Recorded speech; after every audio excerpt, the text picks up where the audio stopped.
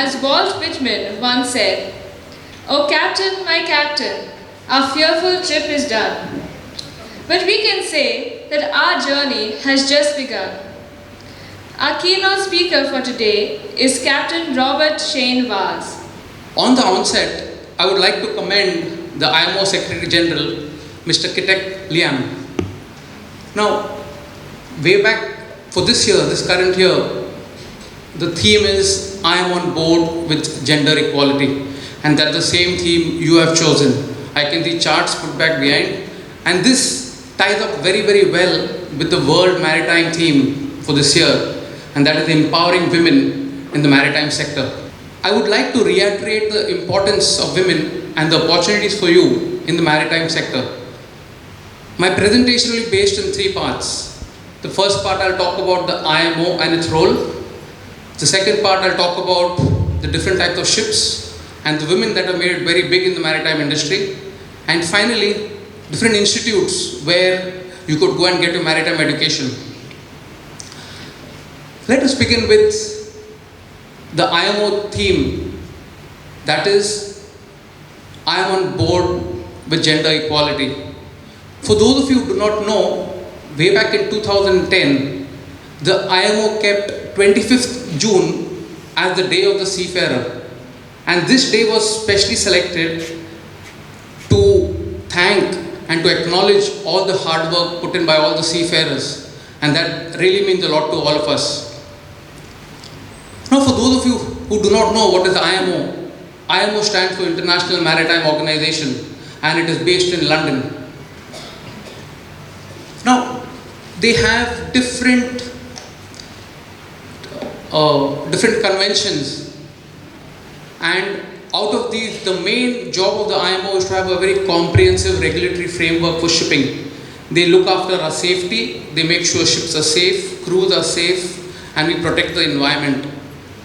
There are many conventions, but I would like to touch upon 4 important conventions. It's meant for all of you, and this is the backbone of the IMO. Let me start with SOLAS, which stands for Safety of Life at Sea. Now, I'm sure all of you have heard about the Titanic. When the Titanic sank, there were many loss of lives, and the main reason for that was there were very less lifeboats on the ship. It's only after that we had the SOLAS come in, and now all the life-saving appliances, lifeboats, life jackets, we have sufficient on board to make sure crews are safe, passengers are safe. Right? Next one we talk about is MAPOL. MAPOL stands for marine pollution. Now, out on the ships, we are very, very, very sensitive about the marine environment, unlike shore, unlike Goa, unlike India in particular, because we spread a lot of garbage everywhere, and we do not do this on the ships. On the ships, the fines run into millions of dollars, and it's your personal fine.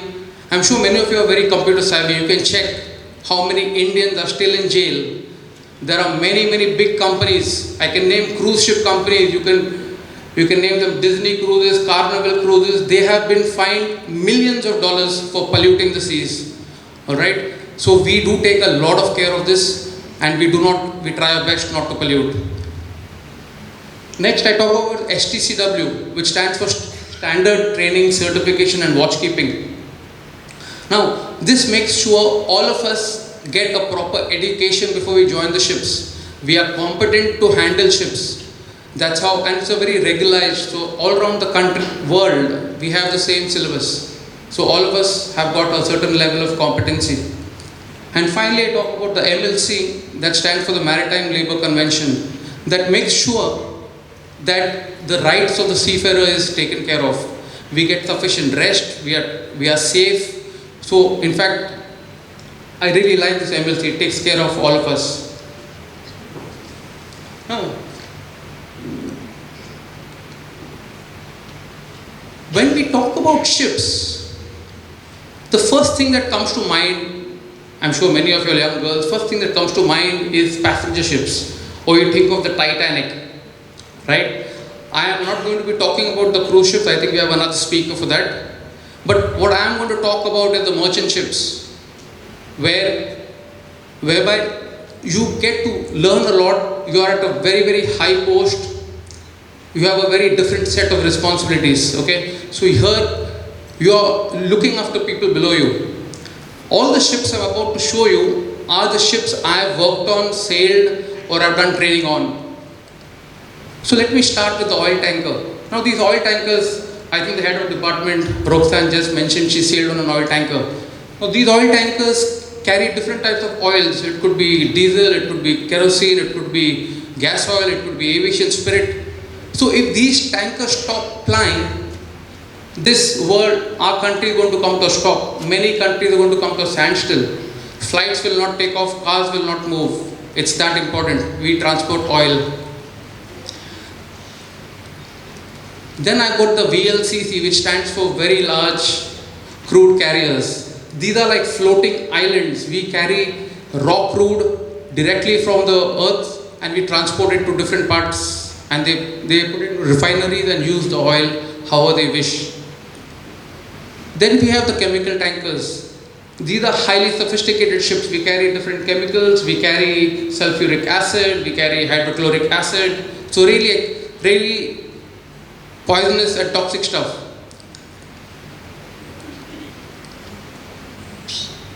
We got the gas carriers. Now this we carry LPG and LNG. The same gas what you use at home we transport in these ships. I worked on a gas carrier where we used to load in south of Australia in Melbourne, and then my ship used to go and deliver gas right across the coast. So most of the ports in Australia knew my ship because every week we are just supplying gas to them. Next we have the bulk carriers. As the name suggests, we carry cargo in bulk. In Goa we have a lot of iron ore, or we had a lot of iron ore. Now it's all stopped, so ships don't come here too much. But we carry iron ore, we carry coal, we carry grains to different parts of the world. We have the latest ships, the container ships, and these are very fast ships, fast moving ships. In these ships you can stuff whatever you want and it can be delivered to your doorstep. Just imagine you have got to shift all these furnitures from here to a particular place in London, put it in a container and it will be delivered to the door. I mean, how convenient is that? So that's container ship for you.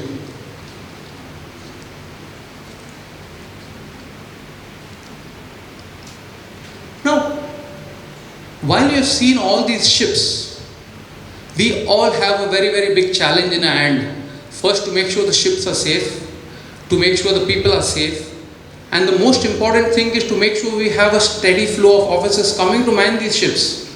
And I honestly think that's where all of you young ladies will play a very, very important role. We need constant and very good, competent people joining our ships. So I request all of you, especially the people from the science stream, to pay very strict attention to this, because you need to be a science student to join our ships. I would like to showcase some of the women that I have interacted with in the maritime community, and these women have made our maritime industry very, very proud. I would like to begin with Captain Radhika Menon. Captain Radhika Menon is the first woman captain in the Indian Merchant Navy, and she's done a fantastic job, more than 25 years at sea. In fact, in 2016 in rough waters, she saved 7 fishermen from drowning, and she was awarded the Bravery Award by IMO, and this is a very, very prestigious award. So she's done a real great job and kept the name of India very high. In recent years, I was invited to Anglo-Asian, another ship management company, to address their cadets before they pass off. And if you look very carefully behind this here, there are 2 girl cadets, and I have interacted with them. They were fantastic, the way the questions they were asking, their knowledge.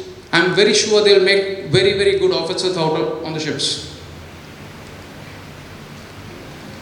I had a 3 weeks training. I had to go to deliver 3 weeks training in Indonesia, where I had to teach the lecturers and the maritime instructors about various things which they had missing in the institutes. And that's the time I interacted with the cadets. You can see So many girls, and fantastic, they were going to real rigorous training, and I'm very sure they will be ready for the seas. Here you can see so many women lecturers. So that makes it so fantastic when you have maritime colleges having women lecturers teaching, and you have that encourage a lot of women to join. I am associated with the V group for the last 30 years, and one of my line managers is a lady who is highly respected. I do also carry out audits in different parts of the world, and again, various ladies heading shipping companies. That makes it so good to see. I was fortunate to deliver Train the Trainers course at Goa's best Maritime Institute. That's the Institute of Maritime Studies in Vasco. If you see among all the lecturers, there is one lady, one woman lecturer, and you ask any boy on campus and they have a lot of regards for her. So it really speaks volume to this lady. I do lecture at MES. Any MES students here? Oh, that's good. Okay, I do lecture at the second year, third year level, and if you see, we do have girls joining the ship, joining this course. Even here we have some girls, so it's very encouraging to see you.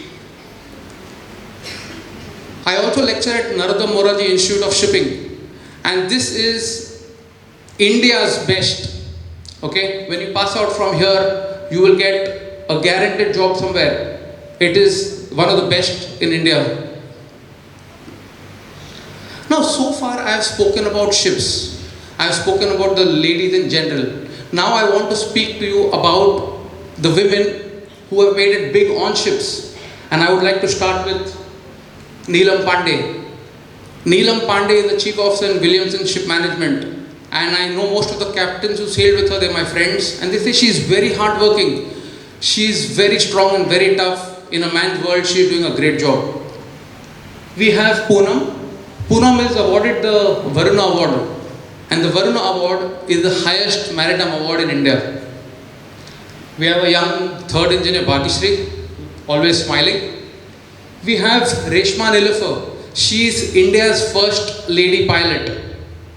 And like your head of department said, her late husband was the chief engineer. This is Suniti Balla. She is the first lady chief engineer of India. We have again Chief Engineer Rupali Joshi. So all these ladies have made our industry very, very proud. Alright? But the best I say for the last, I would like to introduce Dr. Malini Shankar. Dr. Malini Shankar was the ex-Director General of Shipping. She is the highest authority in the Indian shipping industry. And she's done a fantastic job. When she was in power, we had a lot of collisions, we had accidents, we had environmental issues, and she sorted out everything. One lady in a man's world. So I request all of you here, please give all these ladies a very loud round of applause.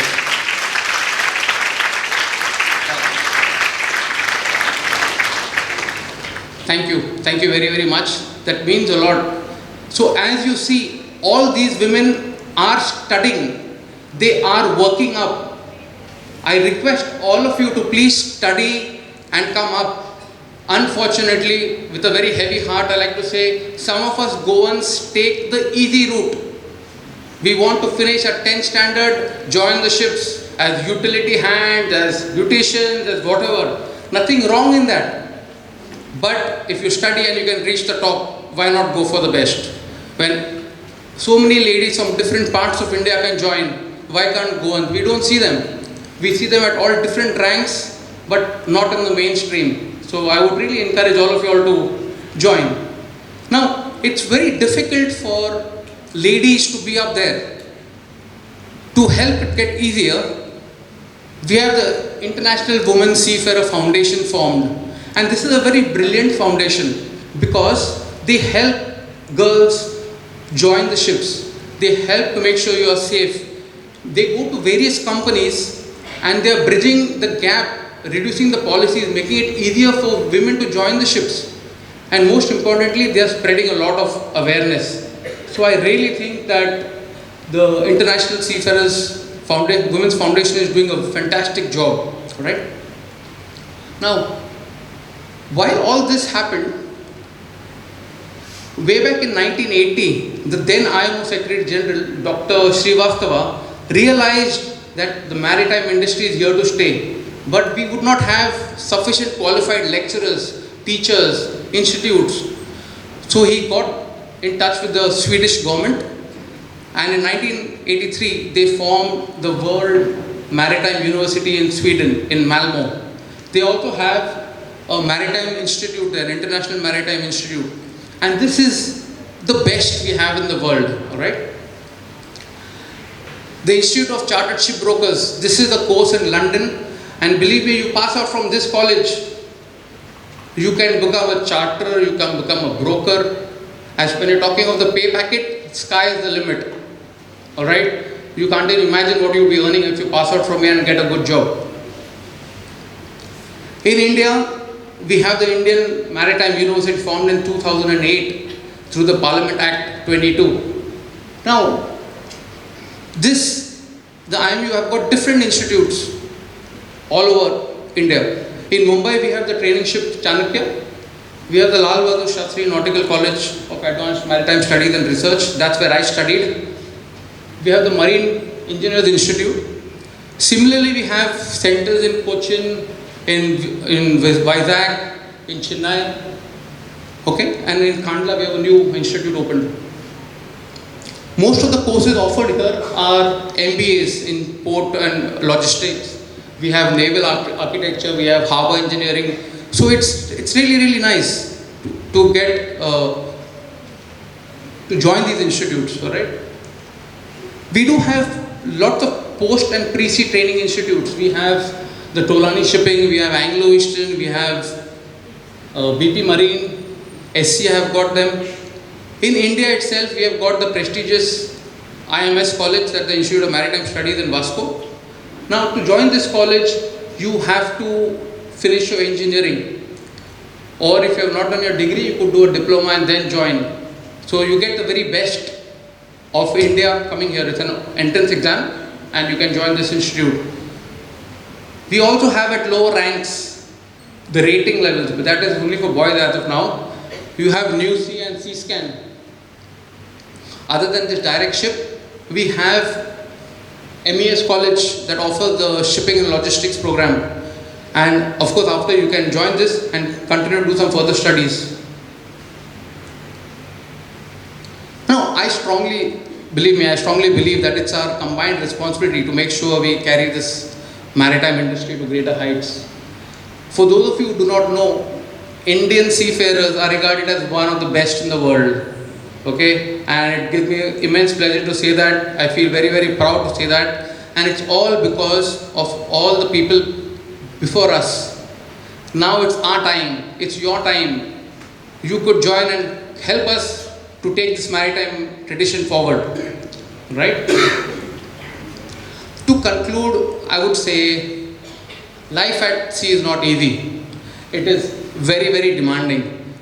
Just out of curiosity, can I know any of you who have your parents, your fathers, brothers, uncles out at sea, can you please raise your hand? Any, the cruise ships, merchant navy, wherever. So I can see so many hands up. It's so nice to see it. Now you just think how it feels when your dad is not here for your birthday, for your graduation, for an important function. When you have a problem, you don't have him to talk to. Just imagine how difficult it is. Just imagine how difficult it is for your mother when she has no one to speak to. On the other hand, look at your father. He's out there trying to do his job. He has a lot of work pressure. He's got rough seas, it's pitching, it's rolling. And then he can't make it in time. After all the things he's taken into consideration, he can't make it in time. He can't come for your birthdays. He can't be there for functions. Sometimes he's not there for the delivery of his child. To make it worse, sometimes even if there's a death in the family, if someone passes away, he can't be there. When I joined the ships in 1988, I lost my father. I couldn't come home for the funeral. What do? I need to go, You can't say that. You are in the middle of the Pacific Ocean or the Atlantic Ocean, you can't be home. So I am not saying joining the sea is a bed of roses. It's far from it. It is very difficult, it is very demanding, it is very challenging. But I know one thing. If you are going to be honest, like the head of the department already told you, you need to be honest. You need to put in a lot of hard work. You need to be very, very sincere. And if you are resilient, I am sure you will make it through. You will make it through, keep rising through the ranks, and finally you become captain or chief engineer. And you awarded these 4 gold bars, which you will feel very, very proud of, because only you know the sacrifice you have put in to get this. On this note, I would end and request all of you all, please keep studying, please join the Merchant Navy, come make us proud.